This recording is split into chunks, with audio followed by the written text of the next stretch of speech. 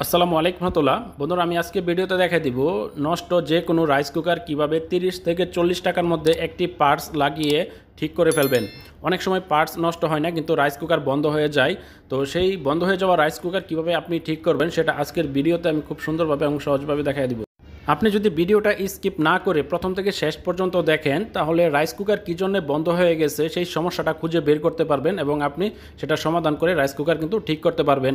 সেই জন্য আপনাকে সম্পূর্ণ ভিডিও মনোযোগ সহকারে দেখতে হবে। এটা মিয়াকো মাল্টিফাংশন একটি রাইস কুকার। তো এই রাইস কুকারটা কী সমস্যা হয়েছে সেটা আমরা খুঁজে বের করব এবং সমাধান করব। তো এই রাইস কুকারের নিচে দেখুন, এখানে মডেল দেওয়া আছে এবং 700 ওয়াট 1.8 লিটারের এই রাইস কুকার। তো এই রাইস কুকারটা আমি আজকে ঠিক করব। আপনারা আমার সাথে থাকুন, দেখতে থাকুন এবং শিখতে থাকুন, কোথাও স্কিপ করবেন না। তো এখন আমি ইলেকট্রিক লাইন দিয়ে দেখাবো আপনাদেরকে যে এই রাইস কুকারটি লাইন পাচ্ছে না। তো ইলেকট্রিক লাইন লাগানো হয়ে গেছে আমার। তো দেখুন, এখানে সামনে কোনো প্রকার আমার ইন্ডিকেটার কিন্তু জ্বলতেছে না। তো দেখুন, জ্বলতেছে না এবং সুইচ চাপ দিলেও কিন্তু আমার কুক যেই ইন্ডিকেটারটা সেটাও কিন্তু জ্বলতেছে না। তার মানে এটা লাইন পাচ্ছে না এই রাইস কুকারটা। এটা বাসাতে দীর্ঘদিন ফেলে রাখছিল, আজকে আমার কাছে নিয়ে আসছে। তো এখন আমি এই রাইস কুকারটা খুলে আপনাদেরকে দেখাবো আসলে কোথায় সমস্যা হয়েছে এবং রাইস কুকারে কি কি সমস্যা হয় এবং কিভাবে আপনারা খুঁজে বের করবেন সেটাও দেখায় দিব। আপনারা যদি আমার চ্যানেল নতুন হয়ে থাকেন তাহলে অবশ্যই আমার চ্যানেলটি সাবস্ক্রাইব করে রাখুন এবং ভিডিওতে একটি লাইক দিয়ে দিন। তো আমি স্ক্রুপটি খুলে নিচ্ছি। এখানে 3টা স্ক্রুপ রয়েছে টোটাল। তো স্ক্রুপটি আমার খোলা হয়ে গেছে, এখন আমি আপনাদেরকে দেখায় দিব। তো দেখুন, এখানে তেমন কোনো কিছু নেই। আপনারা শুধু ভিডিওটা মনোযোগ সহকারে শেষ পর্যন্ত আপনি দেখুন, তাহলে বুঝতে পারবেন। রাইস কুকারের প্রথমে আপনারা সুইচটা চেক করে নেবেন যে সুইচে কোনো প্রকার সমস্যা আছে কি না। তো সুইচটা চাপ দিলে কিন্তু মুভিং হচ্ছে। তো মুভিং হলে এখানে কিন্তু পাতি দুটো একসাথে লাগার পরে কিন্তু কানেকশনটা পায়।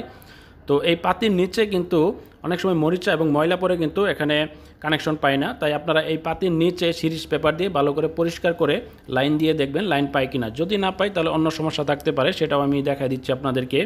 তারপরে আমরা এখন কয়েল কানেকশনগুলো দেখব, কারণ কয়েল কানেকশন এবং বিভিন্ন কানেকশন কিন্তু মরিচা পরে কিন্তু অনেক সময় ডিসকানেক্ট হয়ে থাকে।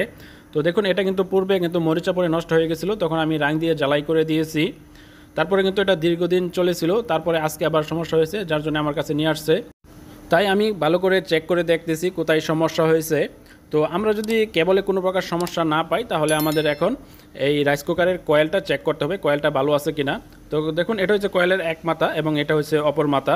তো এই দুইটা মাথাতে মিটার দিয়ে অথবা সিরিজ ল্যাম্প দিয়ে আপনার চেক করতে হবে। তো দেখুন, এটা কিন্তু 700 ওয়াটের একটি কয়েল।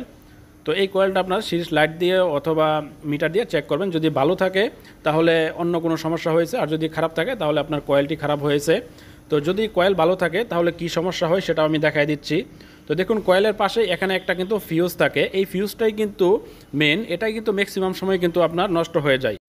পূর্বেও কিন্তু আমি এই ফিউজটা পরিবর্তন করেছিলাম মাত্র 40 টাকা দিয়ে কিনে।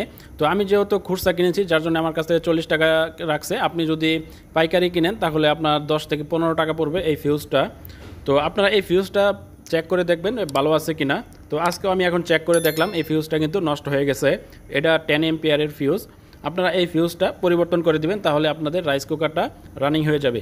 রাইস কুকার নতুন অবস্থায় কিন্তু এই ফিউজটা অরিজিনাল থাকে, তখন দীর্ঘদিন চলে।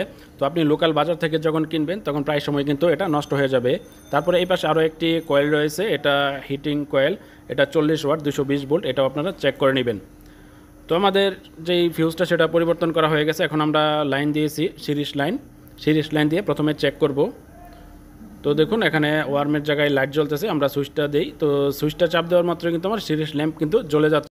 সিরিজ লাইন দিয়ে আমার রাইস কুকারটি চলবে না, তাই আমি এখন ডাইরেক্ট লাইন দিয়ে দেখব যে রাইস কুকারটি অন হয় কিনা। তো ডাইরেক্ট লাইন দেওয়ার পরে কিন্তু দেখুন যে কুকিংয়ের জায়গায় এখানে রেড কালার আমার লাইটটা ইন্ডিকেটারটা কিন্তু জ্বলতেছে।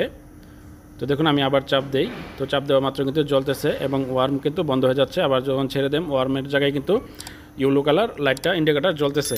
তো বন্ধুরা, আপনাদেরকে আমি সহজভাবে বোঝানোর চেষ্টা করেছি, জানি না কতটুকু বোঝাতে পেরেছি এবং আপনারা কতটুকু শিখতে পেরেছেন। আশা করি আপনারা ভালোভাবে বুঝতে পেরেছেন। তো ভিডিওটা দেখে যদি উপকার হয় অবশ্যই আপনারা আমার চ্যানেলটি সাবস্ক্রাইব করে রাখবেন এবং ভিডিওতে একটি লাইক দিয়ে দেবেন। সকলকে অসংখ্য ধন্যবাদ।